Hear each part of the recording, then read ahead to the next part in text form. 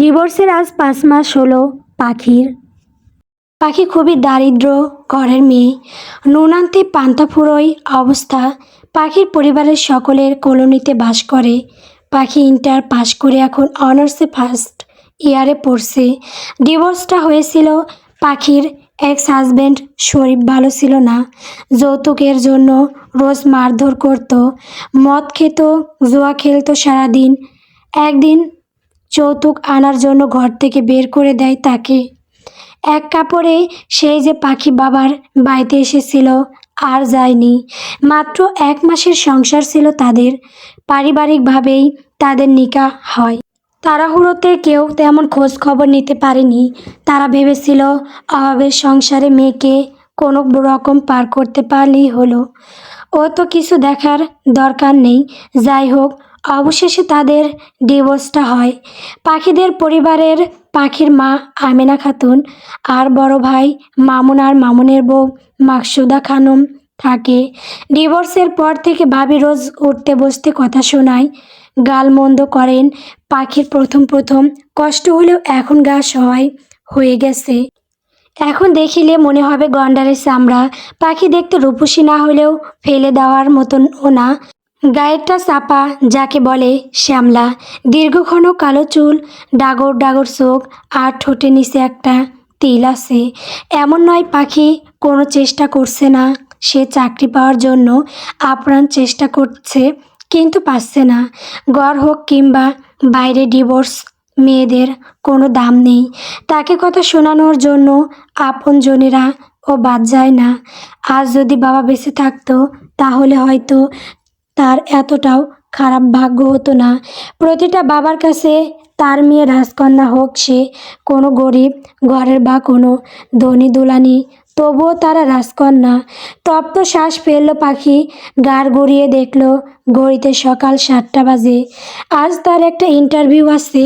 আল্লাহর কাছে মনে প্রাণে চাইছে যেন তার জবটা হয়ে যায়, তাহলে অন্তত রোজ রোজ কটু কথা শোনা থেকে বেঁচে যায়। পাখি রেডি হয়ে রান্নাঘরে গেল ঝটপট কিছু একটা খাওয়ার জন্য। রান্নাঘরে ভাতের পাতিলটা তুলে দেখল কয়েকটা পান্তা ভাত পড়ে আছে। পাখি আর কাল বিলম্ব না করে পান্তা ভাত প্লেটে নিয়ে একটা লোকমা তুলে মুখে দিল। কি না দিল না, তখনই মাকসুদা এসে বলল, সারাদিন শুধু খেয়েই যাও, কাজের কাজ তো কিছু হলো না। বিয়ে হলো, সংসারটাও ঠিকলো না। অলক্ষী মেয়ে মানুষ কোথাকার। তো পাখি কোনো জবাব দিল না, চুপচাপ খাচ্ছে, কারণ সে না খেলে পরে তার পেটে কিছু জুটবে না। পেটের খিদা মানুষকে নির্লজ্জ আর বেহাইয়া করে তোলে। পাখিও সেরকম। পাখির মা আমিনা খাতুন দৌড়ে এসে বললেন, মাগো, মাইয়াডা মাত্রই 2ডা খেতে বসেছে, এমন কইরো না। আমার বাপ মরা মাইয়াডারে তোমরা না দেখলে কে দেখবে ওরে? আপনার মেয়েরে দেখবার দায়িত্ব আমার বা আমার জামাইয়ের না, নিজের দায়িত্ব নিতে কন। এত বড় দাড়ি মেয়ে এখনো বায়ের ঘাড়ে বসে খায়, কোনো দিন না জানি আমার সংসারটাও খেয়ে নেয়। তাড়াতাড়ি বিদায় করেন ওরে। পাখি খাওয়া শেষ করে কাঁধে ব্যাগ চাপিয়ে কোনো রকম বলল, মা আসছে, দোয়া করো যাতে চাকরিটা পায়। মা আমিনা খাতুন চোখের পানি মুছতে মেয়ের মাথায় হাত রেখে দোয়া করলেন। পাখি বিষণ্ণ মুখর আর ভগ্ন হৃদয়ে ঘর থেকে বের হলো কাজের সন্ধানে। পাখি হাঁটতে হাঁটতে একটা গান গাইল, জীবন মানে যন্ত্রণা নয়, ফুলের বিছানা। এই গান যেন পাখিকেই মিন করে বলা হয়েছে। আজ পাখির মুখে গানটা বোধহয় সার্থক হয়েছে। এক জীবনে সব পাওয়া যায় না। আমরা মানুষরা যা চাই তা পাই না, আর যা পাই তা কখনো পাই না। এরই নাম বোধহয় জীবন। ব্যস্ত সকাল, সকল শ্রেণীর মানুষ জীবিকা নির্বাহ এর জন্য ঘরের বাইরে এসেছে। পাখিও তাদের মাঝে একজন। বিলাসবহুল এক অফিসের ওয়েটিং জোনে বসে আছে পাখি। ইন্টারভিউয়ের জন্য সারি সারি লোক অপেক্ষা করছে। সব কয়টা খুবই স্মার্ট, আর পাখি তাদের মাঝে এক খ্যাত ছাড়া কিছুই না। সে মনে মনে ধারণা করলো সে বোধহয় এই জবটা পাবে না, কারণ এত মানুষের মেলায় সে বড্ড বেমানান। দেওয়ালের সাথে মাথাটা ঠেকিয়ে পাখি এক দীর্ঘ শ্বাস নিল। এসি গ্রুপ অফ কোম্পানি বেশ নামকরা একটা কোম্পানি। দেশ বিদেশে সব জায়গায় এর একটা করে শাখা আছে। আর এই কোম্পানির ওনার মিস্টার অরণ্য চৌধুরী নাকি বেশ রাগী আর বদমেজাজি লোক।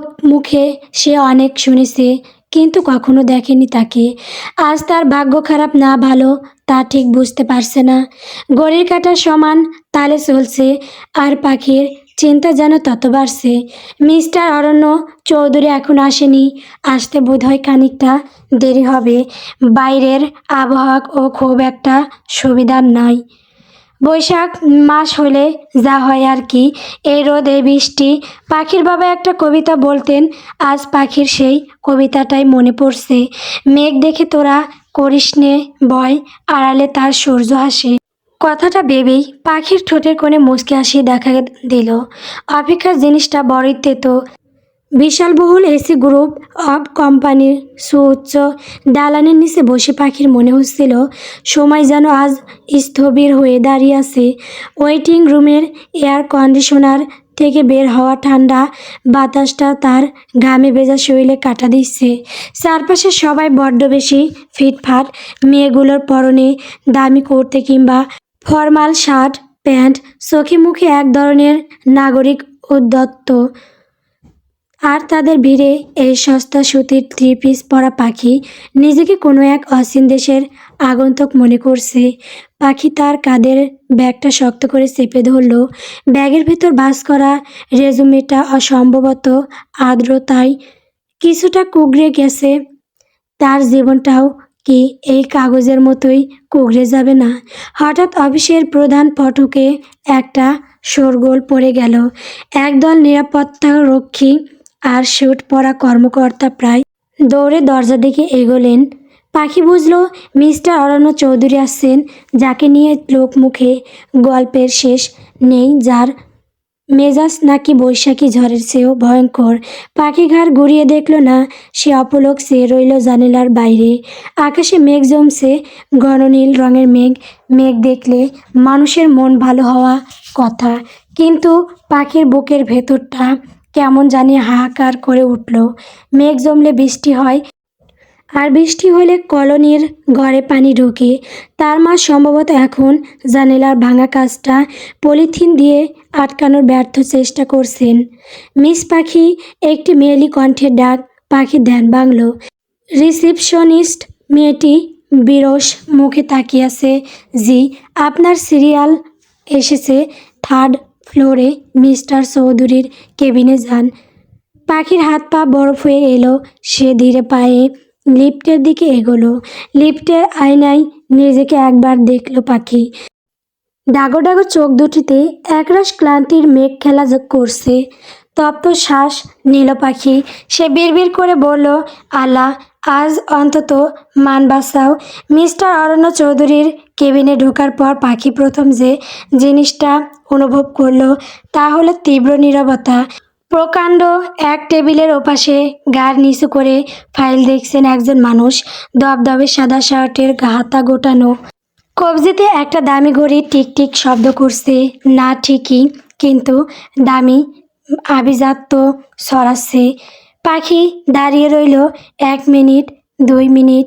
লোকটি মুখ তুলল না, কেবল গম্ভীর গলায় বলল, বসুন। পাখি চেয়ার টেনে বসল। তার বুক ধরফরানি যেন পাশের বিল্ডিং থেকে শোনা যাচ্ছে। অরণ্য চৌধুরী এবার ফাইল থেকে মুখ তুললেন। তীক্ষ্ণ চোখ। লোকটার চেহারায় রুক্ষতা আছে, কিন্তু এক ধরনের অদ্ভুত আকর্ষণও আছে, যেন পাথর খুদে কেউ এক অবয়ব তৈরি করেছে। নাম পাখি। পুরো নাম কি? কেবল পাখি। কেউ নাম জিজ্ঞেস করলে যে পুরো নাম বলতে হয়, এই কমন সেন্সটুকু নেই আপনার? ননসেন্স। পাখি কিছুটা হকচকিয়ে গেল। গলার স্বর পরিষ্কার করে বলল, পাখি রহমান। অরণ্য চৌধুরী তার রেজুমেটা হাতে নিলেন। কিছুক্ষণ উল্টে পাল্টে দেখে বলল, অনার্স ফার্স্ট ইয়ার, পড়াশোনা শেষ হয়নি, ডিভোর্স হয়েছে 5 মাস আগে, অভাবের সংসার, এই তো। সে মাথা নিচু করে বলল, জি, এই অফিসে স্মার্ট নেমস লাগে, ইংরেজি বলতে হয়। আপনার কি মনে হয় আপনি পারবেন? পাখি এবার সরাসরি অরণ্য চৌধুরীর চোখের দিকে তাকালো, অতঃপর শান্ত কণ্ঠে বলল, স্মার্টনেস দিয়ে যদি পেট চলতো তবে এই শহরের সব মডেলরা সবচেয়ে সুখী হতো স্যার। আমার দরকার অন্য। যে পান্তা ভাত খেয়ে আমি আজ ইন্টারভিউ দিতে এসেছি তার মর্যাদা রাখতে আমি যে কোনো কাজ শিখতে পারবো। মানুষের যখন পিঠ দেওয়ালে ঠেকে যায় তখন সে ইংরেজির জ্ঞান হিন্দিও শিখে নিতে পারে। অরণ্য চৌধুরী স্তব্ধ হয়ে গেলেন। কিছুক্ষণ স্থির চোখে পাখির দিকে তাকিয়ে রইলেন তিনি। বাইরে তখন প্রচণ্ড শব্দে বজ্রপাত হলো। শুরু হলো বৈশাখী বর্ষণ। জানালার কাছে বৃষ্টির শব্দ আছড়ে পড়ছে। অরণ্য চৌধুরী চেয়ারে হেলান দিয়ে বলল, আমাদের এখানে একটা পিয়ন কাম অ্যাসিস্ট্যান্টের পদ খালি আছে। ফাইল গোছানো, কফি বানানো আর ছোটোখাটো দৌড়ঝাঁপ। বেতন খুব সামান্য করবেন। পাখির মনে হলো তার কানের ভেতর কেউ হাজারটা সানাই বাজাচ্ছে। সে ধরা গলায় বলল, করব স্যার, কাল সকাল 9টায় আসবেন, লেট করবেন না। আমি দেরি পছন্দ করি না। পাখি যখন রুম থেকে বের হলো তখন তার পাদ মাটিতে পড়ছে না। সে করিডর দিয়ে হাঁটতে হাঁটতে বিড়বিড় করলো, চাকরি পেয়েছি, এইটাই আলহামদুলিল্লাহ। নাই মামার থেকে কানা মামাও অনেক ভালো। পাখি অরণ্যের অফিস থেকে বের হয়ে গেল বৃষ্টি মাথায় নিয়ে। তার চোখে অশ্রুরা খেলা করছে। এই অশ্রু কষ্টের নয়, সুখের। পাখি হাঁটতে হাঁটতে বাস স্ট্যান্ডে চলে এলো। গায়ের জামাটা ভিজে, গায়ের সাথে লেপ্টে আছে। পাখি তার বড় ওড়না দিয়ে শরীরটা জড়িয়ে নিল। বৃষ্টির পানি যেন তাকে শুভেচ্ছা জানাচ্ছে নতুন এক জীবনের জন্য। হয়তো প্রথমে অসুবিধা হবে, বাট পরে সে মানিয়ে নিবে। আজ বাবা বেঁচে থাকলে হয়তো খুশি হতেন। তিনি অলওয়েজ চেয়েছিলেন পাখি বড় হোক, নিজের পায়ে দাঁড়াক। পাখি আকাশ পানে তাকে তপ্ত শ্বাস নিল বুক ফুলিয়ে। বৃষ্টিতে ভেজা পাখির শরীরটা কাঁপছিল, কিন্তু মনের ভিতর জ্বলছিল এক টুকরো আনন্দের প্রদীপ। চাকরিটা হয়ে গেছে, এই খবরটা তার কাছে তপ্ত মরুভূমিতে এক আজলা জলের মতো। কিন্তু সেই আনন্দটুকু কলতলার জমা জলের মতো মুহূর্তেই গলাটে হয়ে গেল যখন সে ঘরের চৌখাটে পা রাখল। কলোনির স্যাঁতস্যাঁতে ঘর, দেওয়ালের পলিশ তারা খসে কঙ্কাল বেরিয়ে পড়েছে। পাখি দেখল তার ষাটোর্ধ্ব মা আমেনা খাতুন উবু হয়ে বসে ঘর মুছছেন। বয়সের ভারে কুঁজো হয়ে যাওয়া মানুষটার হাতে ন্যাকড়া, আর পাশে দাঁড়িয়ে পান চিবোচ্ছেন মাকসুদা। দৃশ্যটা পাখির বুকে তীরের মতো বিঁধল। মাকে সে কোনোদিন রাজকীয় সুখে রাখতে পারেনি ঠিকই, কিন্তু এমন নাচ্ছন্না দেখার জন্য সে প্রস্তুত ছিল না। পাখি কাঁধের ব্যাগটা সজোরে তক্তপোষের ওপর রেখে চিৎকার করে উঠল, ভাবি। মাকসুদা মন্তহর গতিতে এগিয়ে এলেন। পানের রসে রাঙানো ঠোঁট কুঁচকে বললেন, অলক্ষী মেয়েটা ফিরল তো ফিরল। এসে চেঁচামেচি কী হয়েছে শুনি। পাখির কণ্ঠস্বর আজ আর কাঁপল না। সেই স্থির চোখে ভাবির দিকে তাকিয়ে বলল, লজ্জা করল না আপনার? আমার মা আপনারও তো মা হতে পারতেন। মায়ের বয়সী একজন অসুস্থ মানুষকে দিয়ে ঘর মোছাচ্ছেন। আমি কি মরে গেছিলাম? আমি এসে সব করে দিতাম। মাকসুদা যেন আকাশ থেকে পড়লেন। আহারে কি দরদ! ভাইয়ের ঘাড়ের ওপর বসে গিলবে, আবার মেজাজ দেখাবে। দরদ থাকলে নিজে কামাই করে মাকে 7 তলায় রাখো গিয়ে। পাখি দমে গেল না। সে শান্ত অথচ দীর্ঘ গলায় বলল, আর যদি আপনার মা থাকতেন এখানে, পারতেন তাকে দিয়ে এভাবে ন্যাকড়া ধরাতে? কথাটা শেষ হওয়ার আগেই একটা চটাস শব্দ হলো। মাকসুদার হাতের চটটা পাখির গাল চাপিয়ে তার হৃদয়ে গিয়ে লাগলো। পরক্ষণে মাকসুদা পাখির চুলের মুঠি ধরে হ্যাঁচকা টান দিয়ে বললেন, হারামজাদি, যত বড় মুখ নয় তত বড় কথা। আমার জামাইয়ের রোজগারে ভাত খেয়ে আবার আমাকে নীতি কথা শেখাস? যা, আজ দুপুরে তোদের মা মেয়ের রান্না বন্ধ, দেখি ওই নীতি কথা চিবিয়ে পেটের খিদে মিটে কিনা। পাখির চুলে মুঠি ছিঁড়ে দিয়ে মাকসুদা গটগট করে বেরিয়ে গেলেন। ঘরটা হঠাৎ ভীষণ নিঝুম হয়ে গেল। বাইরে বৃষ্টির ঝমঝম শব্দ, আর ঘরের ভেতরে 2 নারীর দীর্ঘশ্বাস। এক জীবনে মানুষের কতটুকু অপমান সইলে চামড়া গুন্ডারের মতো হয়, পাখি তাও জানে না। তবে সে জানে তার চোখের এই নোনা জলগুলো আজ নিরর্থক নয়। পাখি তার মাকে ধরে টেনে তুললে বলল, মা তুমি যাও তো, কাঁথা মুড়ি দিয়ে শুয়ে থাকো, আমি সব পরিষ্কার করে দিচ্ছি।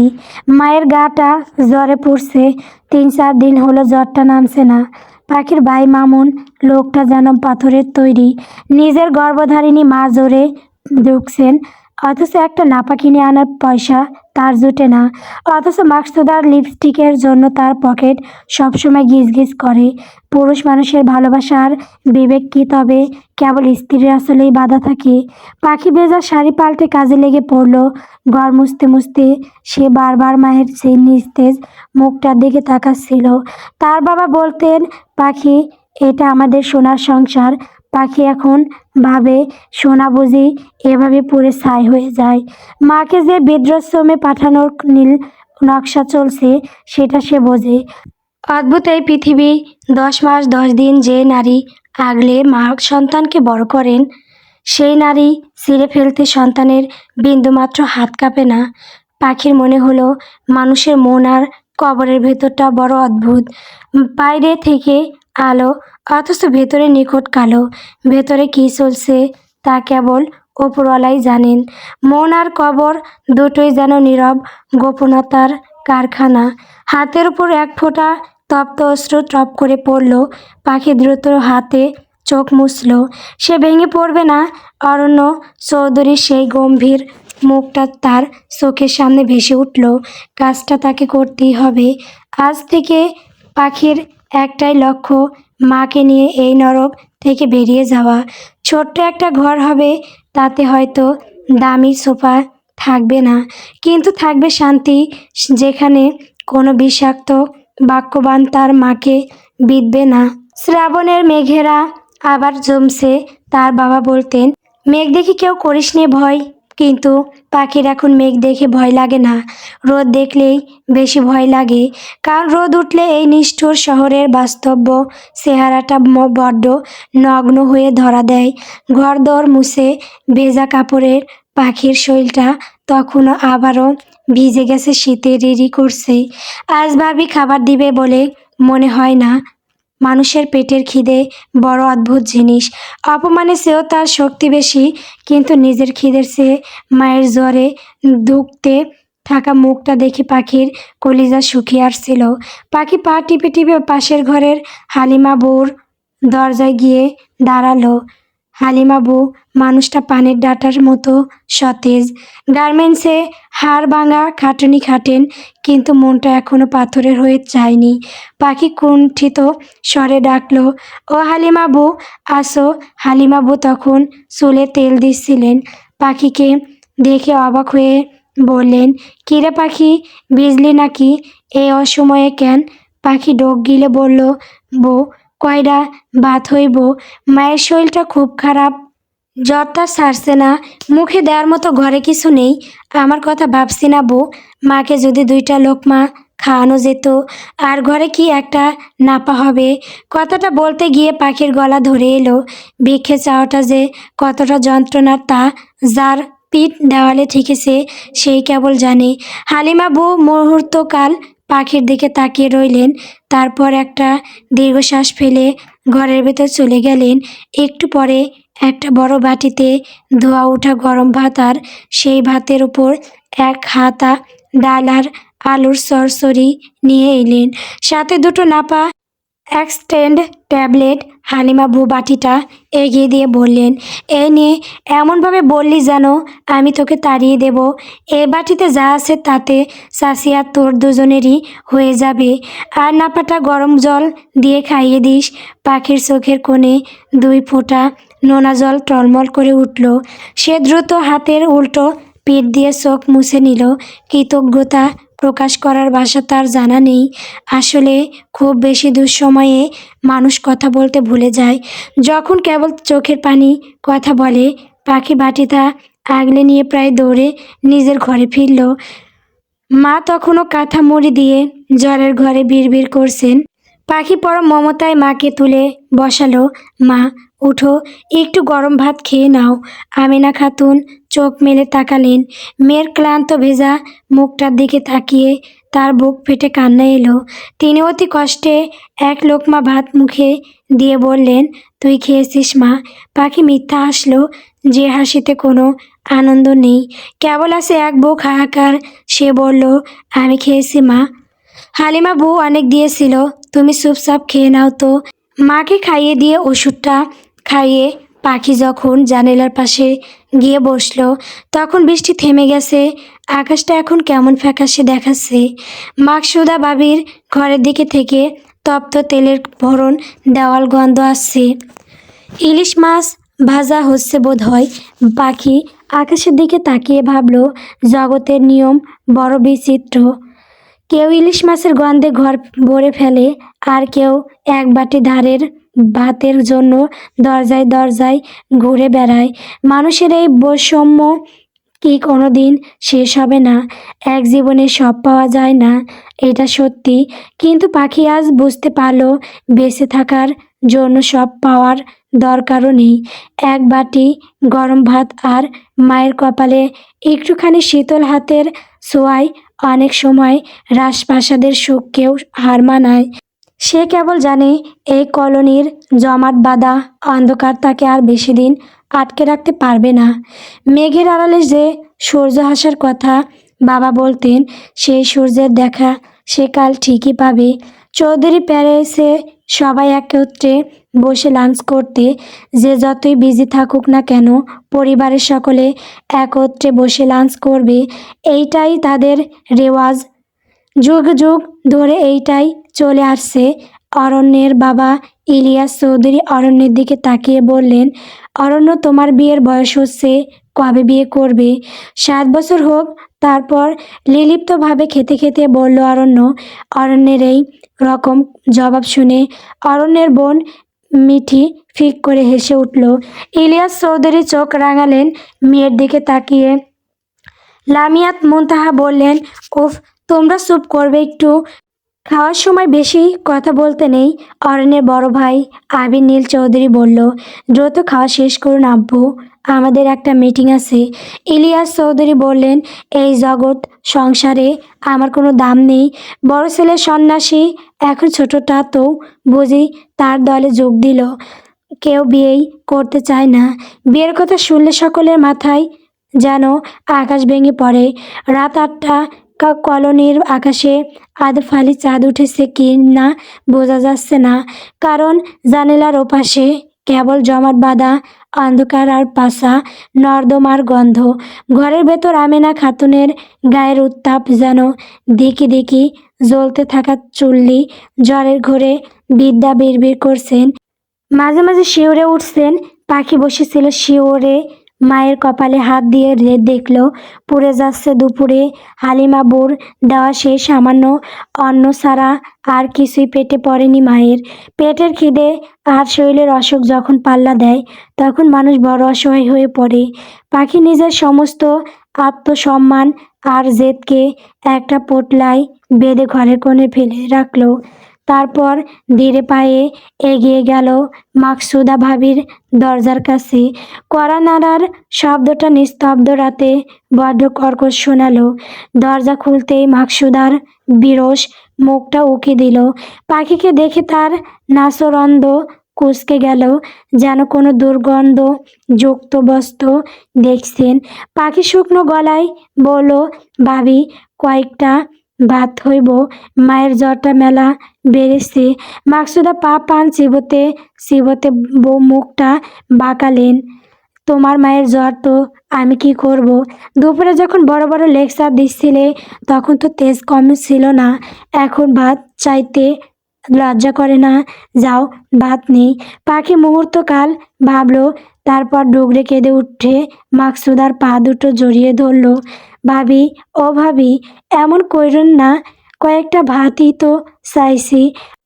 মায়ের পেটে তো কিছুই নাই, ওষুধটাও খাওয়াতে পারছি না। মাকসুদা পা ছাড়িয়ে নেওয়ার চেষ্টা করলেন না, বরং এক ধরনের পৈশাচিক তৃপ্তি নিয়ে পাখির দিকে চেয়ে রইলেন। বললেন, দিতে পারি, এক শর্তে। রাজি? পাখি বেজা চোখে তাকালো, তারপর আকুতি কণ্ঠে বলল, আমি সব শর্ত রাজি ভাবি, মারে বাঁচান। শর্ত হলো ভাত কেবল তোমার মাই পাবে, তোমার জন্য এক দানাও চুদবে না। রাজি? পাখি একটা দীর্ঘশ্বাস পেল। এই পৃথিবীতে নিজের অস্তিত্ব বিসর্জন দেওয়ার কত সহজ। সে মাথা নেড়ে বলল, তা তো রাজি ভাবি, তাও কয়েকটা ভাত দেন। মাকসুদা রান্নাঘর থেকে একটা পুরনো অ্যালুমিনিয়ামের থালায় সামান্য ভাত আর একটু পাতলা ডাল দিয়ে দিলেন। পাখি যেন কোনো অমূল্য রত্ন পেয়েছে, এমনভাবে প্লেটটা আগলে নিয়ে মায়ের কাছে এলো। মা, ও মা, একটু উঠো, গরম ভাত আনছি। আমিনা খাতুন অতি কষ্টে চোখ মেললেন। পাখি ভাতের লোকমা তৈরি করে মায়ের মুখের কাছে ধরল। বিদ্যা এক লোকমা মুখে দিয়ে চিবোতে পারলেন না। অরুচিতে মুখটা কুঁচকে গেল তার। দুঃখতে দুঃখতে বললেন, মারে, এই ভাত খেতে মন চাইছে না।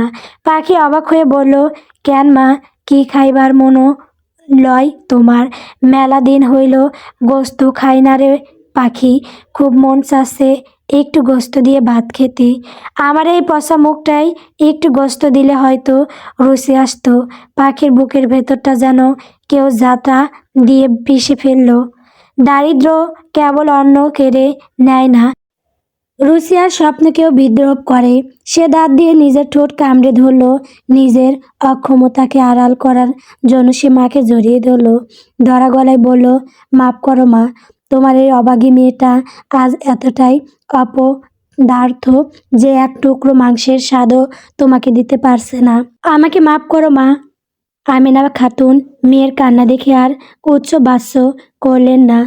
অনাগ্রহে আরও 2 লোকমা খেয়ে শুয়ে পড়লেন। পাখি তাকে নাপা এক্সট্রাটা খাইয়ে দিল। থালায় পড়ে থাকা মায়ের এই তো কয়েক দানা ভাত পাখি পরম মমতায় মুখে তুলে নিল। পেটের খিদাটা তখন অপমানের চেয়েও বড় হয়ে উঠেছে। লাইটের সুইচটা অফ করে দিতেই ঘরটা নিবিড় অন্ধকারে ডুবে গেল। বাইরে ঝিঝি পোকার ডাক ছাপিয়ে পাখির ফোঁপানোর শব্দ শোনা যাচ্ছে। তার চোখে আজ শ্রাবণের ধারা বইছে।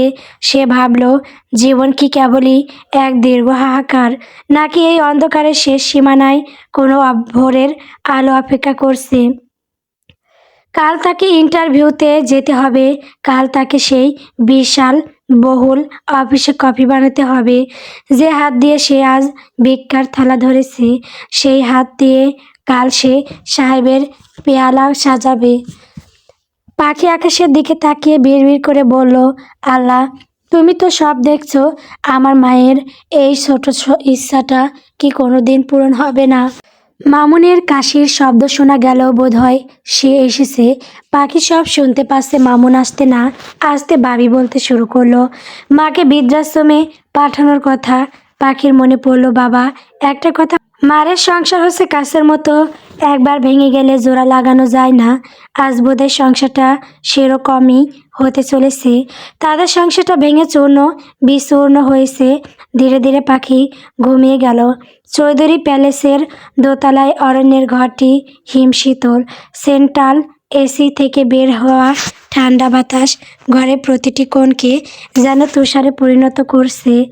অরণ্য বিছানায় উপর হয়ে ল্যাপটপে কিছু একটার হিসাব মিলাচ্ছিল। তার মনোযোগ যখন গভীর হয় তখন সে বাইরের জগৎ থেকে সম্পূর্ণ বিচ্ছিন্ন হয়ে পড়ে। ঠিক তখনই লামিয়া মুনতাহা হাতে এক গ্লাস গরম দুধ নিয়ে ছোট ছেলের ঘরের সামনে গিয়ে দাঁড়ালেন। অরণ্যের ঘরে এখনো বাতি জ্বলছে। এ বাড়ির ছেলেরা যেন দিন আর রাতের পার্থক্য ভুলে গেছে। দরজা ঠেলে ভেতরে ঢুকে তিনি দেখলেন অরণ্য বিছানায় উপর হয়ে ল্যাপটপে কি যেন টাইপ করছে। চারপাশে ফাইলের স্তূপ। মুনতাহা সাহেবীর দীর্ঘশ্বাস ফেললেন, কি এত কাজ করিস সারা দিন? আমি তো বাপু বুঝি না, শরীরটা তো পাথরের না রে বাবা, একটু তো বিশ্রাম নিবি। মায়ের কণ্ঠস্বর কানে যেতেই অরণ্য ল্যাপটপ বন্ধ করে ধীরে ধীরে উঠে বসল। তার চোখে মুখে ক্লান্তির ছায়া থাকলেও চিবুকের রেখায় এক ধরনের কাঠিন্য।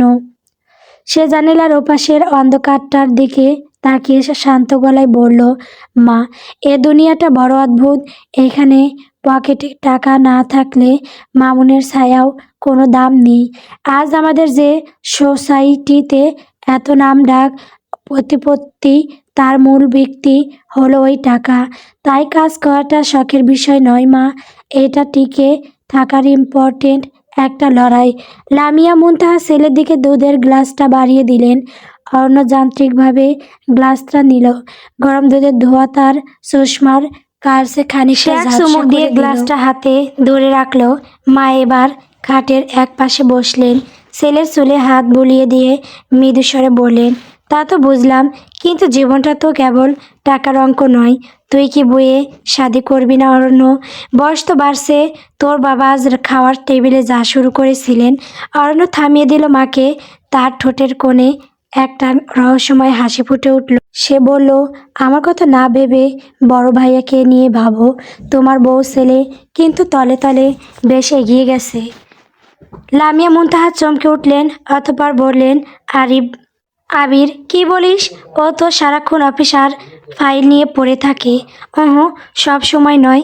ইদানিং সে সন্ধ্যায় এক রহস্যময় রূপসীর সাথে কফি ডেটে যাচ্ছে।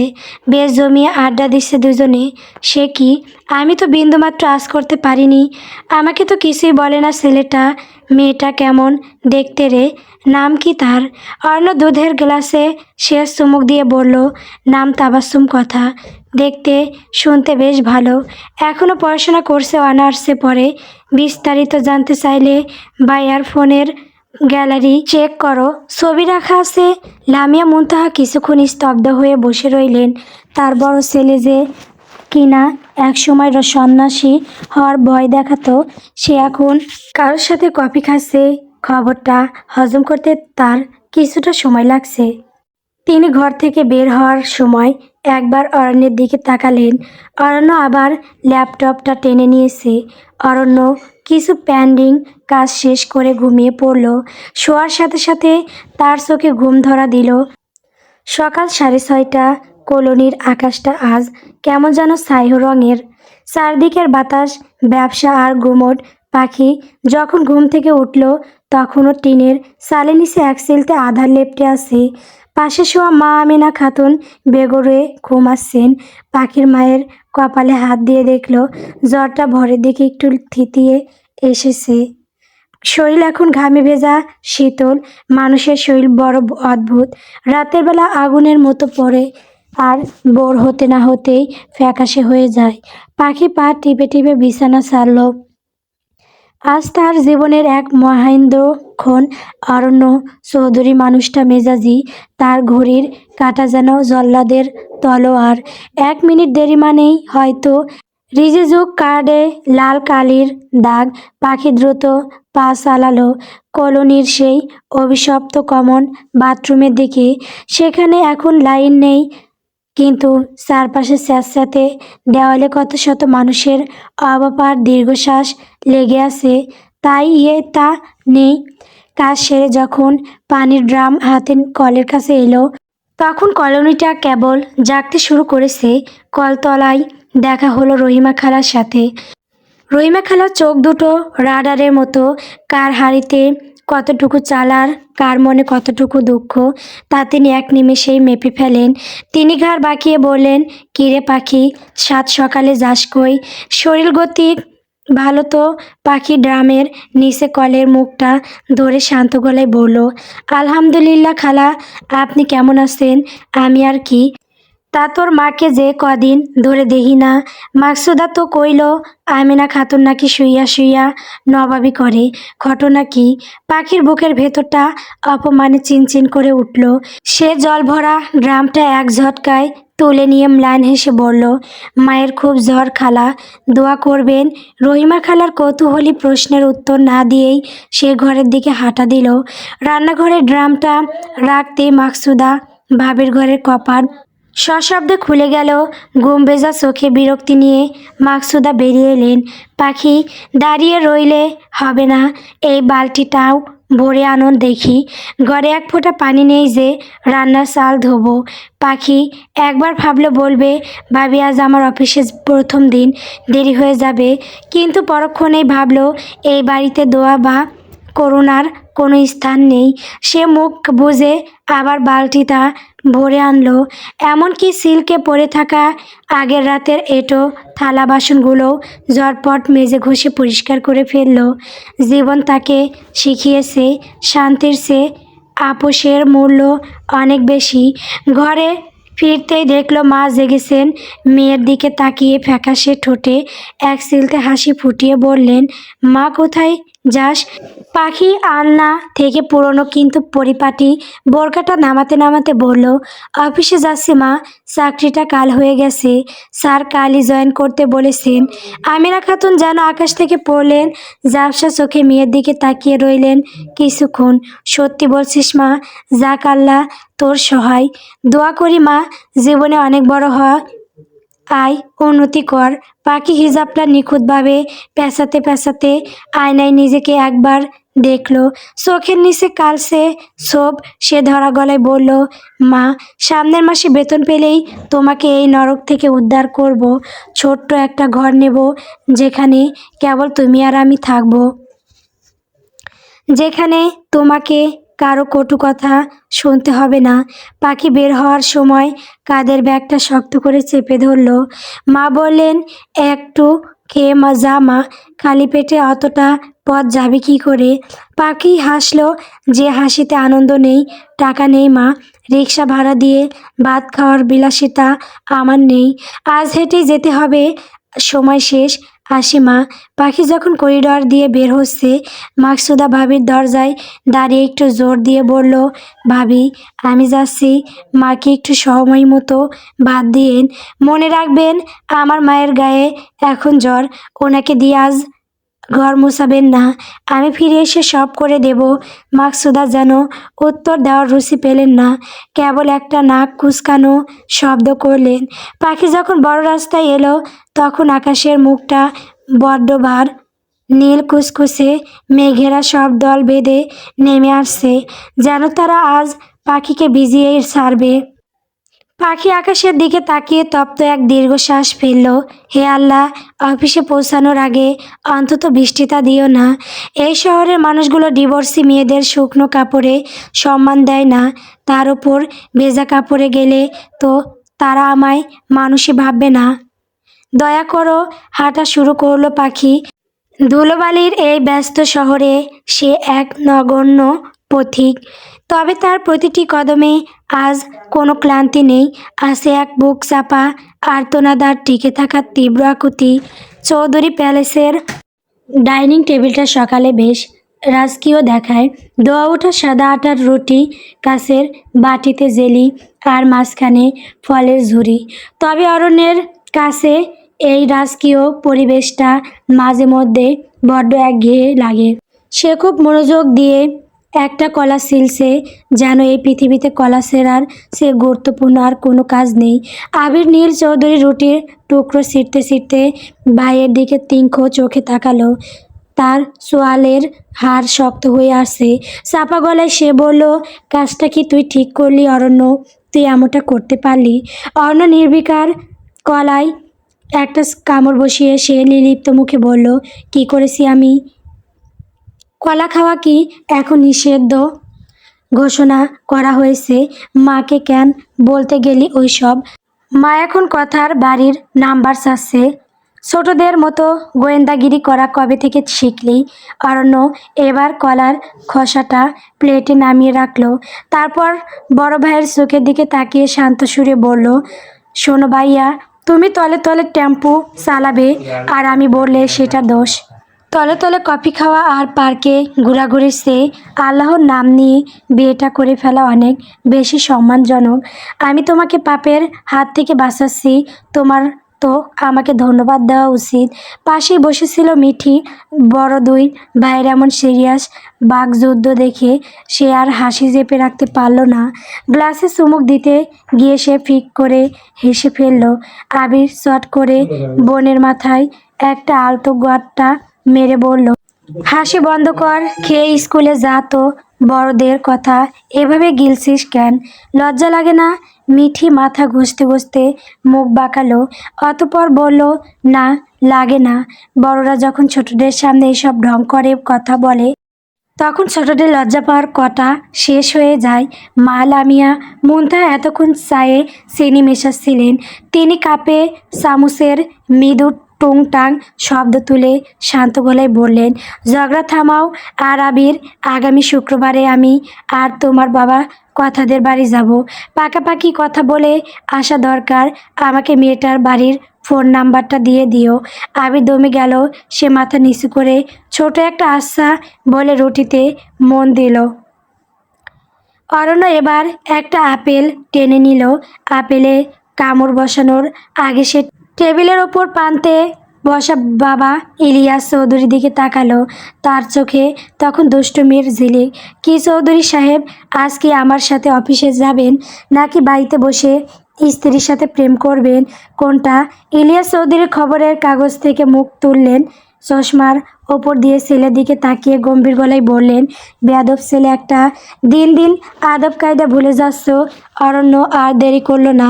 হাতের আপেলটা শেষ করে সে চেয়ার ছেড়ে উঠে দাঁড়ালো। ল্যাপটপ, ব্যাগ আর জরুরি ফাইলগুলো গুছিয়ে নিয়ে সে দ্রুত পায়ে ঘর থেকে বের হলো। তার আজ অনেক কাজ। পার্কিং এরিয়াতে আসতেই সকালের মিষ্টি হাওয়া তাকে ছুঁয়ে দিল। অরণ্য তার ঝকঝকে কালো রঙের গাড়িটার লক খুলল। গাড়ির ভেতরের বসতেই এসির হিমেল বাতাস তাকে স্বস্তি দিল। স্টিয়ারিং হুইলে হাত রেখে সে কিছুক্ষণ স্থির হয়ে রইল। গাড়ি চলতে শুরু করলো। বাইরের দৃশ্যগুলো দ্রুত পিছনে সরে যাচ্ছে। চৌধুরী প্যালেসের এই রাজকীয় সকাল আর পাখি সেই নোনা ধরা কলোনির ভোরের মাঝে আকাশ পাতাল তফাত। অরণ্য জানে না এই দুই মিরর মানুষগুলোর জীবন কোনো দিন এক বিন্দুতে মিলবে কি না। জীবনটা কি সত্যিই কোনো নাটকের স্ক্রিপ্ট, যেখানে বড়লোকের ড্রয়িং রুম আর গরিবের রান্নাঘর পাশাপাশি অবস্থান করে? অরণ্য এক্সিলারেটরে চাপ দিল। গাড়িটা শহরের ব্যস্ত রাস্তার সাথে মিশে গেল। নতুন একটা দিন, নতুন কিছু অমীমাংসিত গল্পের শুরু। কবজির দামি ঘড়িটা বলছে এখন ঠিক 8:15। অরণ্য কেবল সামনের দিকে চেয়ে রইল। এসি গ্রুপ অফ কোম্পানির সুউচ্চ দালানের ভেতরটা যেন একটা প্রকাণ্ড বরফ কোল। বাইরে রোদ আর ভ্যাপসা গরমে যে দাপট, ভেতরে তার লেশমাত্র নেই। পাখি যখন কাছের স্বয়ংক্রিয় দরজা ঠেলে ভেতরে ঢুকলো, তখন তার মনে হলো সে কোনো রাজপরীতে প্রবেশ করেছে। চারদিকে হাড় কাঁপানো ঠান্ডা আর একটা অদ্ভুত দামি সুগন্ধ। পাখি বারবার তার হাতের তালু ঘষছে। কলোনি থেকে পুরোটা পথ হেঁটে আসায় তার পায়ের স্যান্ডেল জোড়া যেন এখন আগুনের মতো গরম হয়ে আছে। বোরকার নিচের দিকটায় সামান্য কাদা লেগেছে, যেটা লুকানোর কোনো পথ নেই। করিডরের দেওয়াল ঘড়িটার দিকে তাকিয়ে পাখির আত্মা শুকিয়ে গেল। 8:57। অরণ্য চৌধুরী নামের ওই জমদূত স্যার বারবার বলে দিয়েছেন 9টা মানে 9টা। 1 সেকেন্ডের হেরফের তিনি সইবেন না। পাখি তার কাঁধের ব্যাগটা শক্ত করে চেপে ধরে করিডর দিয়ে প্রায় দৌড়াতে শুরু করলো। মেঝের মার্বেল পাথরগুলো আয়নার মতো ঝকঝকে। এখানে দৌড়ানো মানে মৃত্যুকে আমন্ত্রণ জানানো। কিন্তু পাখির মাথায় তখন কেবল একটা চিন্তায় ঘুরপাক খাচ্ছে, চাকরিটা আজ পেতেই হবে, নয়তো মায়ের এক মুঠো ভাতের জোগাড় হবে না। করিডরের ঠিক মোড়টা ঘরের সময় দুর্ঘটনাটা ঘটলো। পাখি খেয়ালই করেনি উল্টো দিক থেকে কে আসছে। সে তখন ঝড়ের বেগে মোড় নিয়েছে। আর ঠিক সেই মুহূর্তের এক প্রকাণ্ড কৃষ্ণকায় পাহাড়ের মতো মানুষের সাথে তার সজোরে সংঘর্ষণ হলো। ও পাখি অনুভব করলো সে কোনো দেওয়ালের সাথে ধাক্কা খেয়েছে। তার হাতের ফাইলপত্রগুলো ডানা কাটা পাখির মতো বাতাসে উঠতে শুরু করলো। ভারসাম্য হারিয়ে পাখি যখন পিছনের দিকে উল্টে পড়তে যাচ্ছে, তার মনে হলো আজ হাড়গোড় আস্ত থাকবে না। সে অবচেতন মনে চোখ দুটো শক্ত করে বন্ধ করে ফেলল। কিন্তু মেঝেতে আছড়ে পড়ার সেই বিশ্রী শব্দটা হলো না। পাখি অনুভব করলো কোমর বরাবর এক জোড়া শক্ত হাত তাকে লোহার বেষ্টনীর মতো জড়িয়ে ধরেছে। পতনের সেই মুহূর্তটা যেন থমকে দাঁড়িয়ে গেল। চারদিকের এসির শব্দটাও যেন হঠাৎ করে নিভে গেল। পাখি ধীরে ধীরে চোখ মেলল। খুব কাছ থেকে সে একজোড়া তীক্ষ্ণ আর গভীর চোখ দেখতে পেল। অরণ্য চৌধুরী। অরণ্যের চশমাটা নাকের ডগায় খানিকটা ঝুলে পড়েছে। চশমার কাছের ওপাশ দিয়ে তিনি স্তম্ভিত হয়ে পাখির দিকে তাকিয়ে আছেন। লোকটার গায়ের দামি পারফিউম আর কড়া তামাকের একটা মিশ্র গন্ধ পাখির নাকে এলো। অরণ্যের ভ্রু দুটো কুঁচকে আছে, যেন তিনি বুঝতে পারছেন না তার এই অতি পরিপাটি জীবনে এই অগোছালো মেয়েটি কোত্থেকে উদয় হলো। পাখি তোতলাতে তোতলাতে বলল, স্যার, মাফ করবেন স্যার। অরণ্য তাকে তৎক্ষণাৎ ছেড়ে দিলেন না, আরও কয়েক সেকেন্ড স্থির হয়ে তাকিয়ে রইল। পাখির ডাগর চোখের পলক তখন কাঁপছে, তার ঠোঁটের নিচের সেই কালো তেলটা যেন লজ্জায় কুঁকড়ে আছে। অন্য তাকে আলতো করে সোজা করে দাঁড় করিয়ে দিল। তারপর নিজের স্যুটের হাতাটা ঠিক করতে করতে অত্যন্ত গম্ভীর গলায় বলল, অফিস কি অলিম্পিকের ট্র্যাক মনে হয় আপনার? নাকি আপনি মনে করেছেন এখানে দৌড় প্রতিযোগিতা হচ্ছে? পাখি মাথা নিচু করে রইল, তার কান দুটো গরম হয়ে লাল হয়ে গেছে। সে ফিসফিস করে বলল, দেরি হয়ে যাচ্ছিল স্যার, তাই। অরণ্য কবজির ঘড়িটা দেখল, দেরি হতে এখনো 2 মিনিট বাকি। 2 মিনিটের জন্য এই লঙ্কার কাণ্ড করার কোনো মানে হয় না। আমি সময় নিষ্ঠা পছন্দ করি ঠিকই, কিন্তু হাড়গোড় ভাঙা স্টাফ আমার দরকার নেই। পঙ্গু মানুষ দিয়ে কপি বানানো যায় না। মেঝেতে পাখির ফাইল আর রেজুমেগুলো ছড়িয়ে ছিটে পড়ে আছে। অন্য নিজে নিচু হয়ে একটা কাগজ তুললেন। তার আঙ্গুল পাখির কাগজের উপর পড়তে এক ধরনের অদ্ভুত দৃশ্য তৈরি হলো। অরণ্য সোজা হয়ে দাঁড়িয়ে কাগজটা পাখির দিকে এগিয়ে দিলেন। লোকটার চোখে মুখে আগে সেই রুক্ষতা নেই, বরং এক ধরনের সূক্ষ্ম কৌতূহল।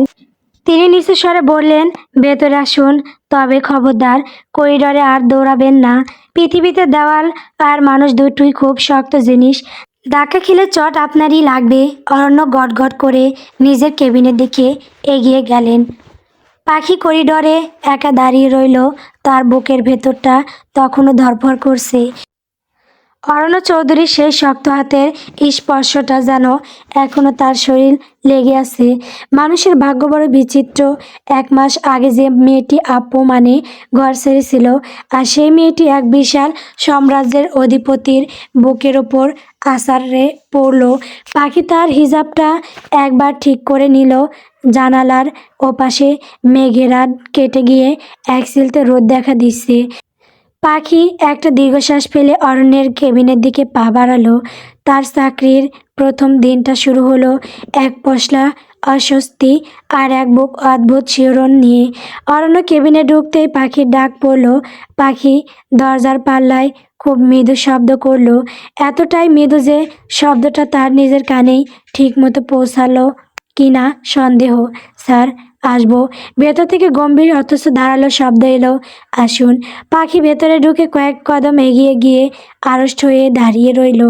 অরণ্য চেয়ারে হেলান দিয়ে বসে আছে, হাতের কলমটা আঙ্গুলের ফাঁকে নাচাতে নাচাতে পাখির দিকে চাইল অরণ্য।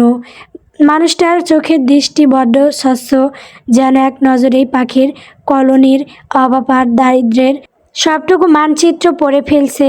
অরণ্য টেবিলের ওপর রাখা একটা ফাইলের দিকে আঙুল নির্দেশ করে বলল, এই ফাইলগুলো গোছাবেন। আপনার কাজ খুব সীমিত, আমার কেবিন গোছানো, আমার প্রয়োজনীয় ফাইল হাতের কাছে রাখা, আর আমার দেখভাল করা। সহজ ভাষায় আপনি আমার পার্সোনাল অ্যাসিস্ট্যান্ট। আমি যা বলবো তা অক্ষরে অক্ষরে শোনা। মনে রাখবেন, এই অফিসে আপনি কেবল আমার কথা শুনবেন।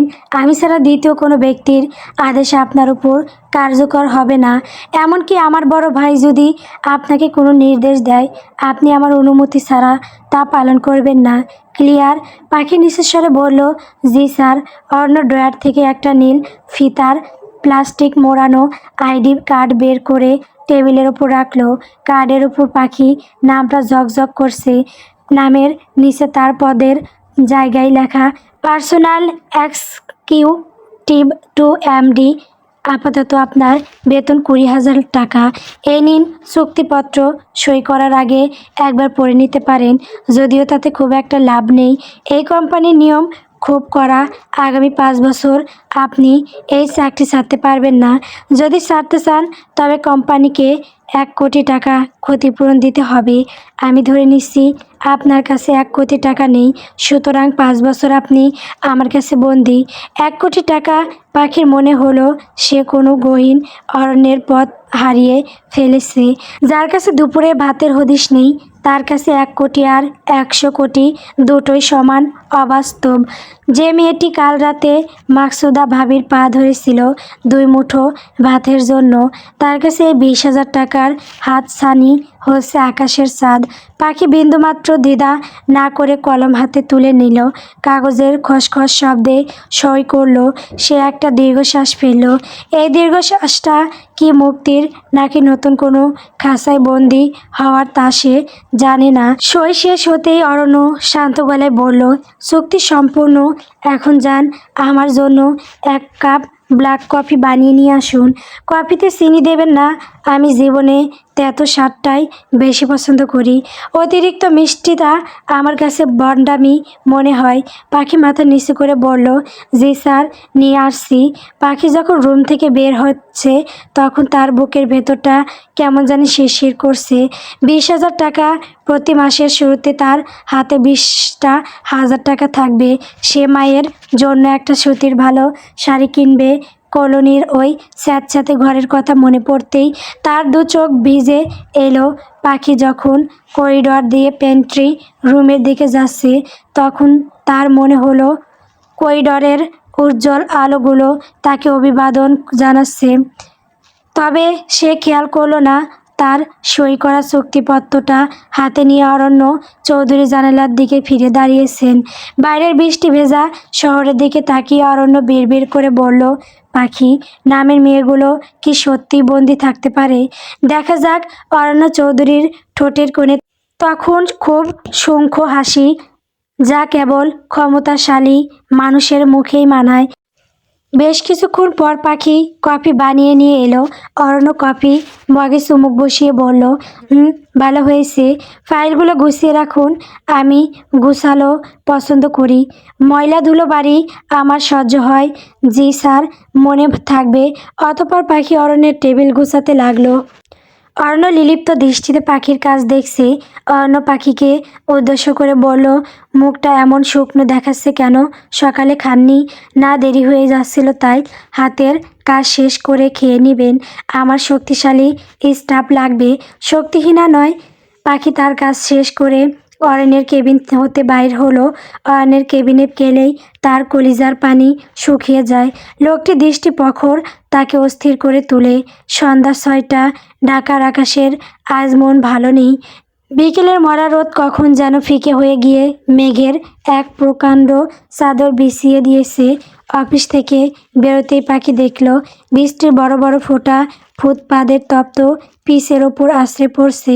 বৃষ্টির এই অকাল আক্রমণ থেকে বাঁচতে পাখি হিজাবটা টেনে মুখটা একটু আড়াল করলো। তার কালচে রঙের বোরকার ঝুলের ওপর বৃষ্টির ছাদ লাগতে শুরু করেছে। পাখি অফিসের গেটের পাশে এক বিশাল কৃষ্ণচূড়া গাছের নিচে আশ্রয় নিল। ঠিক তখনই একটা বাইক এসে তার সামনে ক্যাচ করে থামল। বাইক চালক শাহিন আহমেদ, অফিসের ঝকঝকে যুবক, যার চোখের দৃষ্টি বড্ড চপল। সে হেলমেটের কাঁচ তুলে দাঁত বের করে হাসল। কি মিস পাখি, মেঘ দেখে ভয় পাচ্ছেন? উঠে আসুন, বাস স্ট্যান্ডে নামিয়ে দিচ্ছি। পাখি আড়ষ্ট হয়ে দাঁড়িয়ে রইল। সে কিছু বলতে যাবে, ঠিক তখনই একজোড়া করা হেডলাইটের আলো বৃষ্টির পর্দা চিরে শাহিন আর পাখির ওপর পড়ল। অরণ্য চৌধুরী কালো রঙের বিশাল বহুল গাড়িটা ঠিক তাদের সামনে সে স্থবির হলো। গাড়ির কাছ ধীরে ধীরে নেমে যেতে অরণ্যের গম্ভীর মুখটা দৃশ্যমান হলো। লোকটার ভুরু জোড়া আজ যেন বিষম রাগে ধনুকের মতো বেঁকে আছে। অরণ্য অত্যন্ত হিমশীতল গলায় বলল, কি হচ্ছে এখানে মিস্টার শাহিন? আপনার গন্তব্য অন্যদিকে হওয়ার কথা, এইখানে কি করছেন আপনি? মিস পাখি আমার সাথে যাবেন। আর শুনুন, আমার পার্সোনাল অ্যাসিস্ট্যান্টের কৃষিমানায় আপনাকে যেন আর কখনো না দেখি। আপনি এখন আসতে পারেন। শাহিন আহমেদ কিছুটা হকচকিয়ে গেলেন। অর্ণ চৌধুরীর মেজাজ মানে বৈশাখী ঝড়। সে আর বাক্য ব্যয় না করে বাইক স্টার্ট দিয়ে বৃষ্টির জলের ওপর চাকার দাগ কেটে দ্রুত বিদায় হলো। অরণ্য এবার পাখির পানে তাকালো। অরণ্য বলল, এই যে চশমি, ওখানে দাঁড়িয়ে কি বাঘ ভেজা হাওয়ায় ইচ্ছা? বোরকা ভিজলে শরীর ভারী হয়ে যায়, তা কি জানেন না? গাড়িতে উঠুন, আমি আপনাকে ড্রপ করে দিচ্ছি। পাখি মাথা নিচু করে ম্লান স্বরে বলল, না স্যার, আমি একাই যেতে পারবো। অরণ্য এবার চোখ রাঙালো। সেই চাহনিতে এমন এক সম্মোহনী রুক্ষতা ছিল যে পাখির গলার স্বর বুকের খাঁচায় বন্দি হয়ে গেল। সে ধীর পায়ে গিয়ে গাড়ির পিছনের সিটে বসল। বোরকার নিচে তার পা দুটো আজ ক্লান্তিতে ভেঙে আসছে। গাড়ির ভেতরটা অদ্ভুত এক নিস্তব্ধতায় মোড়া। বাইরে বৃষ্টির ঝুমঝুম শব্দ, আর ভেতরে এসির মৃদু গুঞ্জন। জানলার কাছে বৃষ্টির ফোঁটাগুলো আছড়ে পড়ছে আর একটা জলরেখা তৈরি করছে। অরণ্য ল্যাপটপে কী যেন টাইপ করছিলেন। হঠাৎ কাজ থামিয়ে তিনি পাশের সিটে রাখা একটা প্যাকেট থেকে বেশ কিছু ইংরেজি বই বের করলেন। পাখির দিকে বইগুলো বাড়িয়ে দিয়ে বলল, এগুলো আপনার জন্য। আজ থেকে ইংরেজি চর্চা শুরু করবেন। আমার সাথে কাজ করতে হলে এই ভাষাটা জানা আবশ্যিক। আর কাল থেকে ম্যানেজার ফারুক আপনাকে 1 ঘন্টা করে ল্যাপটপ শেখাবেন। আমি তাকে বলে দিয়েছি। পাখি ফ্যাল ফ্যাল করে তাকিয়ে রইল। হিজাবের আড়াল দিয়ে তার ডাগর ডাগর চোখ দুটিতে বিস্ময় চিকচিক করছে। এই বেরসিক মানুষটার ভেতর থেকে এমন এক আদেশ আসবে সে ভাবেনি। অরণ্য বিরক্ত গলায় বলল, আমার দিকে এভাবে বিড়ালের মতো তাকিয়ে থেকে লাভ নেই। আমি মানুষটা বড্ড কাঠখোট্টা। বইগুলো নিন। পাখি কম্পিত হাতে বইগুলো বুকে চেপে ধরল। তার মনে হলো অরণ্য চৌধুরী তাকে কেবল চাকরি দেননি, বরং তাকে নতুন এক জীবনের দিশা দিচ্ছেন। গাড়িটা যখন বাস স্ট্যান্ডের কাছে এসে থামল, অরণ্য শান্ত গলায় বলল, সাবধানে বাড়ি যাবেন মিস রহমান। মনে রাখবেন, আগামীকাল থেকে আপনার লড়াইটা আরও কঠিন হবে। পাখি নিচু স্বরে বলল, ধন্যবাদ স্যার। গাড়ি থেকে নামার পর পাখি দেখল কালো গাড়িটা বৃষ্টির পর্দা ছিঁড়ে ধীরে ধীরে মিলিয়ে যাচ্ছে। তার হাতে দামি ইংরেজি বই আর চোখে এক নতুন পৃথিবীর স্বপ্ন। জীবনটা সত্যি বড় রহস্যময়। কেউ বৃষ্টিতে ভিজে অসুখ কেনে, আর কেউ সেই বৃষ্টিতে ধুয়ে ফেলে জীবনের সব গ্লানি। শ্রাবণের অবিশ্রান্ত বর্ষণ মাথায় নিয়ে পাখি যখন ঘরে ফিরল, তার কালচে রঙের বোরকাটা তখন বৃষ্টির জলে ভিজে সপসপে হয়ে শরীরের সাথে লেপ্টে আছে। কলতলায় জলের শব্দের মতো একঘেয়ে একটা শব্দ ঘরের ভিতর থেকে ভেসে আসছে, মায়ের শুকনো কাশির শব্দ। পাখি দ্রুত পায়ে বিছানার পাশে গিয়ে দাঁড়ালো। মায়ের কপালে হাত দিয়ে বুকটা স্যাঁত করে উঠল তার। দেখি দেখি আগুনের মতো উত্তাপ। মা, সকালে তো কাশি ছিল না, এমন করছো কেন? আমেনা খাতুন অতি কষ্টে চোখ মেলে চাইলেন। তার চোখের মনি দুটো জ্বরের ঘরে ঘোলাটে দেখাচ্ছে। অস্ফুট স্বরে বললেন, জ্বরটা মনে হয় কলিজায় গিয়ে বসেছে রে মা। বুকের ভেতরটা কেমন জানি সাই সাই করছে। পাখির কপালে চিন্তার ভাঁজ আরও গভীর হলো। অরণ্য চৌধুরীর দেওয়া দামি ইংরেজি বইগুলো সে তক্তপোষের এক কোণে অযত্নে রাখল। আজ তার হাতে 20,000 টাকার চাকরির নিয়োগপত্র আছে ঠিকই, কিন্তু এই মুহূর্তে একটা সিরাপ কেনার মতো খুচরো পয়সাও নেই। মানুষের জীবন কি অদ্ভুত! বৈপরীত্যে ভরা। যার কাল রাজার হালে থাকার কথা, আর সে এক ফোঁটা ওষুধের জন্য নিঃস্ব। পাখি ভেজা বোরকা বদলানোর কথা ভুলে গেল। সেই অবস্থাতেই সে টলমল পায়ে ছুটে গেল বড় ভাই মামুনের ঘরের দরজায়। সজোরে করাঘাত করল সে। দরজা খুলল মামুন। তার চোখে মুখে অলস আবেশ আর বিরক্তি। পাখি প্রায় মিনতি করে বলল, ভাইয়া আমাকে 200টা টাকা দাও, মায়ের অবস্থা বড্ড খারাপ, একটু ডাক্তার দেখানো দরকার, অন্তত একটা ওষুধ। মামুন একটা হাই তুলল, অত্যন্ত নির্বিকার ভঙ্গিতে বলল, শরীর থাকলেই অসুখ হবে, এতে এত আদিক্ষেতার কি আছে? আমার কাছে কোনো টাকা পয়সা নেই, অকারণে দরজায় লাথি মারবি না তো, যা এখান থেকে। কথাটা শেষ করেই সে মুখের ওপর দরজাটা ধরাম করে বন্ধ করে দিল। কাঠের ওই কঠিন দরজার চেয়েও মামুনের মনটা যেন বেশি নিরেট। পাখির চোখ চাপিয়ে নোনা জল গড়িয়ে পড়ল গালের ওপর। নিজের আপন ভাই যখন এমন পর হয়ে যায়, তখন বাইরের পৃথিবীটাকে বড্ড অচেনা মনে হয়। পাখি আর এক মুহূর্ত দেরি করলো না। বৃষ্টির ঝাপটা অপেক্ষা করে সে আবার বের হলো। এবার গন্তব্য হালিমা বউর ঘর। হালিমা বউ, ও বউ, ঘরে আসো। দরজা খুলতে হালিমা বউ অবাক হয়ে দেখলেন বৃষ্টির পানিতে ভেজা এক বিষণ্ণ মূর্তি দাঁড়িয়ে আছে, যার চোখের জল বৃষ্টির চেয়েও বেশি স্বচ্ছ। কি হয়েছে রে পাখি, কাঁদছিস কেন? পাখি ফুপিয়ে উঠে বলল, মার অবস্থা ভালো না বউ, মেলা কাশি। আমাকে কি 200টা টাকা ধার দিতে পারো? সামনের মাসে বেতন পেলেই তোমার সব শোধ করে দিব। হালিমা বুর আর কোনো প্রশ্ন করলেন না। ভেতর থেকে যখন ফিরে এলেন, পাখির হাতে গুঁজে দিলেন একটা নীল রঙের 500 টাকার নোট। পাখি অবাক হয়ে বলল, বউ, আমি তো 200 চেয়েছিলাম।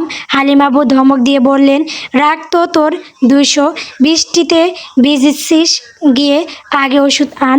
পাখি টাকাটা মুঠোয় ভেতর শক্ত করে চেপে ধরে দৌড় দিল পাহাড় মোড়ের ফার্মেসির দিকে।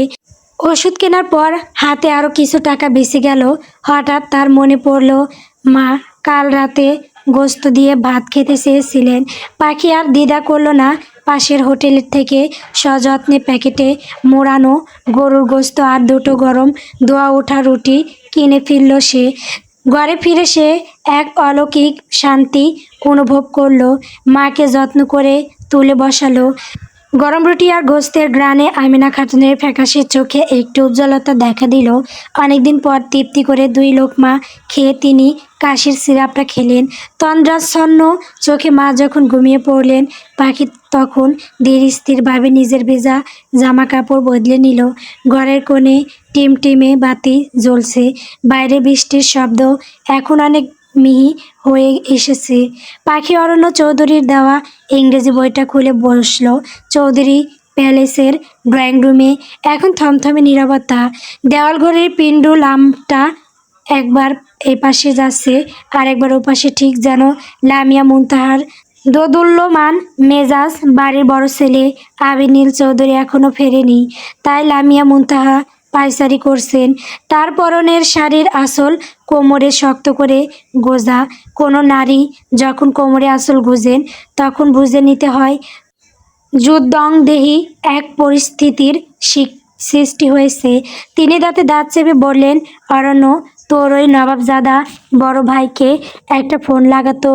আজ আসুক ও বাসায়, ওর পিঠে ছাল বাকল সব আমি আজ নিজ হাতে তুলে নেব। মা মরা ছেলে হলে একটা কথা ছিল, মা বেঁচে থাকতে এমন বেয়াদবি। অরণ্য খুব আয়েশ করে ধোয়া ওঠা কফির মগে চুমুক দিচ্ছে। তার ভঙ্গি দেখে মনে হচ্ছে জগতের কোনো দুশ্চিন্তা তাকে ছুঁতে পারছে না। সে মায়ের দিকে না তাকিয়েই নিরাসক্ত গলায় বলল, মা, ছাল বাকল তোলার কাজটা শুক্রবারে করলে কেমন হয়? আজ ভাইয়া কফি শপে তোমার হবু পুত্রবধূর সাথে কফি খাচ্ছে। কফির কাপে চুমুক দেওয়ার সময় পিঠের ছালের চিন্তা মাথায় থাকলে রোমান্সটা ঠিক জমে না।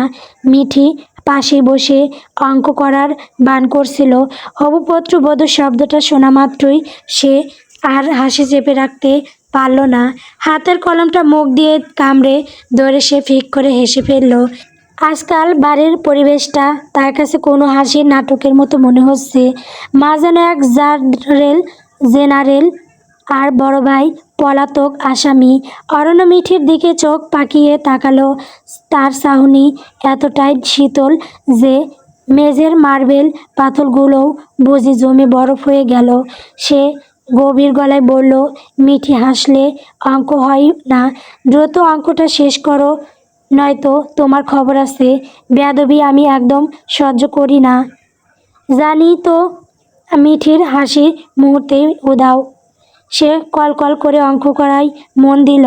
বাড়ির কাউকে সে পরোয়া না করলেও এই মেজো ভাই অরণ্যকে জমের মতো ভয় পায়। ক্লাস 5-এর সেই চরটার কথা তার এখনো মনে আছে। একটা চর খেয়ে টানা 7 দিন জ্বরে ভুগেছিল সে। অরণ্য মারলে নাকি তার সাথে জ্বর ফ্রি আসে। পুরো ঘরে এখন কেবল মিঠির কলমের খসখস শব্দ। লামিয়া মুনতাহা হঠাৎ থেমে গিয়ে অরণ্যের দিকে তাকিয়ে বললেন, মেয়েটার নাম যেন কি বললি? তাবাসসুম। কথা কথা কি বেশি বলে? অরণ্য কফির মগটা টেবিলে নামিয়ে রাখলো। জানালার ওপাশে ঢাকার রাতের আকাশের দিকে তাকিয়ে সে বিড়বিড় করে বলল, মানুষ কথা বললেই তো আর কথা হয়ে যায় না মা। কেউ কেউ কথা না বলেও অনেক কিছু বলে দেয়। তার চোখের সামনে হঠাৎ বৃষ্টিতে ভেজা পাখির সেই ডাগর চোখ দুটো ভেসে উঠল। হিজাবে ঢাকা সেই ফ্যাকাশে মুখ। অরণ্য নিজের মনেই হাসল। জীবনটা কি সত্যি কোনো উপন্যাসের মতো, যেখানে কেউ কফি শপে বিলাসিতা খোঁজে আর কেউ বৃষ্টির জলে নিজের চোখে পানি লুকায় বাইরে। কিন্তু সত্যি বৃষ্টি শুরু হয়েছে। টুপটাপ শব্দে ভিজে উঠছে ঢাকা শহর। চৌধুরী প্যালেসের ড্রয়িং রুমে তখনও বড় ছেলের ফেরার প্রতীক্ষায় থমথমে নীরবতা। সকাল 9টা। এসি গ্রুপ অফ কোম্পানির করিডরে আজ এক ধরনের অদ্ভুত নিস্তব্ধতা। অরণ্য চৌধুরী আজ সময়ের আগেই অফিসে এসে হাজির। মানুষটা বড্ড বেরসিক এবং নিয়মনিষ্ঠ। তার ঘড়ির কাঁটার হৃদস্পন্দন বোধ হয় একই তালে চলে। আজ অরণ্য সকালের ব্রেকফাস্টটা সারতে পারেননি, তাই কেবিনে ঢুকে গম্ভীর গলায় হুকুম করলেন, মিস পাখি, আমার জন্য দ্রুত 1 কাপ ব্ল্যাক কফি আর 2টো স্যান্ডউইচ নিয়ে আসুন। পাখি এখন আর আগের মতো থতমত খায় না। তার বোরকার হাতাটা গুছিয়ে নিয়ে সে দ্রুত প্যান্ট্রি থেকে কফি আর স্যান্ডউইচ নিয়ে এলো। ট্রেটা টেবিলের উপর রাখার সময় কাপের চামচটা নড়ে উঠে টুং করে একটা মৃদু শব্দ করলো। অরণ্য ল্যাপটপ থেকে চোখ না তুললেই বলল, চামচের শব্দটা কি অনিচ্ছাকৃত নাকি আমার ওপর কোনো চাপা ক্ষোভ আছে? পাখি মাথা নিচু করে বিনীত স্বরে বলল, জি না স্যার, অনিচ্ছাকৃত। অরণ্য কফির মগে একটা চুমুক দিয়ে হঠাৎ তীক্ষ্ণ চোখে পাখির দিকে তাকালেন। সেই চাহনি যেন একসরে মেশিনের মতো। অরণ্য বলল, শাহিন, কি আজও আপনাকে ডিস্টার্ব করেছি? করিডরে কি ওই ছোকরার সাথে দেখা হয়েছে? পাখি শান্তভাবে বলল, না স্যার, ভালো। ওর থেকে যতটা সম্ভব দূরে থাকবেন। ও ছেলেটা সুবিধার নয়। শরীরে সুগন্ধি বেশি মাখলে যেমন দুর্গন্ধ ঢাকা যায় না, ওর ভদ্রতাও ঠিক তেমন। আচ্ছা, নাস্তা করেছেন আপনি? পাখি একটু ইতস্ত করে বলল, জি স্যার, করেছি। যদিও সকালে সেই 1 গ্লাস জল আর বিস্কুট ছাড়া তার পেটে আর কিছু পড়েনি। কিন্তু অর্ণ চৌধুরীর সামনে দাঁড়িয়ে অভাবের কথা বলা মানে নিজেকে ছোট করা। অর্ণ হাতের ঘড়িটা একবার চোখ বুলিয়ে নিয়ে তারপর চেয়ারে হেলান দিয়ে বলল, আপাতত আপনার কেবিনের ডিউটি শেষ। এখন যান মিস্টার ফারুকের কাছে গিয়ে ল্যাপটপ শিখবেন। মাউস আর কিবোর্ড যেন আপনার বসে থাকে সেই চেষ্টা করবেন। It's my order. Yes sir. Aranya inter রকমে ফোন করে ম্যানেজার ফারুককে কেবিনে ডেকে পাঠালো। ফারুক সামনে এলে অরণ্য অত্যন্ত নির্লিপ্ত ভঙ্গিতে বলল, ফারুক সাহেব, পাখিকে নিয়ে যান, একে ল্যাপটপের অক আ ক খ শেখান। 5 বছর পর আমি যেন একে একজন দক্ষ অপারেটর হিসেবে পাই। ফারুক সাহেব মাথা নেড়ে পাখিকে ইশারা করলেন। পাখি ফারুক সাহেবের পিছু পিছু কেবিন থেকে বেরিয়ে এলো। করিডর দিয়ে হাঁটার সময় পাখির মনে হলো তার পায়ের তলার মাটিটা আজ অনেক বেশি শক্ত। অরণ্য চৌধুরী মানুষটা হিমশীতল হতে পারেন, কিন্তু তার ছায়াটা বড্ড বটগাছের মতো। ফারুক সাহেবের আইটি সেকশনে এসে পাখি যখন ল্যাপটপের সামনে বসলো, তার আঙ্গুলগুলো সামান্য কাঁপছিল। স্ক্রিনের আলোটা তার চোখে প্রতিফলিত হচ্ছে। অর্ণ তার কেবিনের বসে কপিতে শেষ চুমুকটা দিল। জানালার ওপাশে ঢাকার ব্যস্ত শহর। অরণ্য জানালার কাছের প্রতিফলন দিয়ে দেখলো পাখি চলে যাওয়া। মানুষের জীবন কি অদ্ভুত! কেউ কাউকে বন্দি করার জন্য নীল ফাইল সই করায়, আবার সেই বন্দি পাখিটাকে আকাশ চেনানোর জন্য ল্যাপটপ শিক্ষাতে পাঠায়। অর্ণ নিজের মনে মৃদু হাসলো, যারা হাসিতে কোনো শব্দ নেই, আছে কেবল এক নিগূঢ় রহস্য, যা কিনা শ্রাবণের মেঘের চেয়েও বেশি ঘন। 1 ঘন্টা পার হলো। আইটি সেকশনের হিমশীতল ঘরে ল্যাপটপের ওই পিচ্ছিল মাউস আর সম্মুখে স্ক্রিনের সাথে এক অসম যুদ্ধ শেষে পাখি যখন অরণ্যের কেবিনে ফিরল, তখন তার মনে হচ্ছে দুনিয়ার তাবৎ জ্ঞান বুঝি ওই একটা প্লাস্টিকের বাক্সের ভেতর বন্দি। অন্য তখন জানালার দিকে মুখ করে দাঁড়িয়েছিলেন। বাইরের তপ্ত রোদে ঢাকা শহরটা যেন একটা দোয়াটে আকুরিয়াম। পাখির পায়ের মৃদু শব্দের মতো ধীরে গড়ে দাঁড়ালো অরণ্য। তার চশমার ফ্রেমটা নাকের ডগায়। মেশিন কি বস মানব মিস পাখি? অরণ্যের এক ধরনের শুকনো কৌতুক করলো। পাখি মাথা নিচু করে বলল, জি স্যার, ফারুক সাহেব অনেক কিছু দেখিয়েছেন। ভালো। যত্নের চেয়ে যত্রী হওয়া কঠিন। সে যাক, শুনুন, একটু পরেই আমার একটা জরুরি মিটিং আছে। ওসাকা গ্রুপ থেকে বিদেশি ডেলিগেটররা আসবে। সেই সবাই আপনাকেও আমার পাশে থাকতে হবে। আপনার কাজটা খুব সোজাসাপটা কিন্তু স্পর্শকাতর। আমার এই ব্ল্যাক কফি ছাড়া মগজ কাজ করে না। আপনি একটা ফ্লাস্ক আর মগ নিয়ে বসবেন। আমার মগের তলা তখনই দেখা যাবে। নিঃশব্দে তা পূর্ণ করবেন। আর মনে রাখবেন, আমার মুখে নির্দেশ ছাড়া আপনি ওখান থেকে নড়বেন না। এমনকি ওসাকার প্রতিনিধিরা আপনাকে কোনো প্রশ্ন করলেও উত্তর দেওয়ার প্রয়োজন নেই। সবার সব কথা আপনি এই কান দিয়ে ঢুকিয়ে ওই কান দিয়ে বের করে দিবেন। পারবেন না? জি স্যার, পারবো। আপনার নিকাব কোথায় মিস পাখি? স্যার, হিজাবটা একটু টেনে দিলেই তো মুখ ঢেকে যায়। অরণ্য তাকে কথা শেষ করতে দিল না।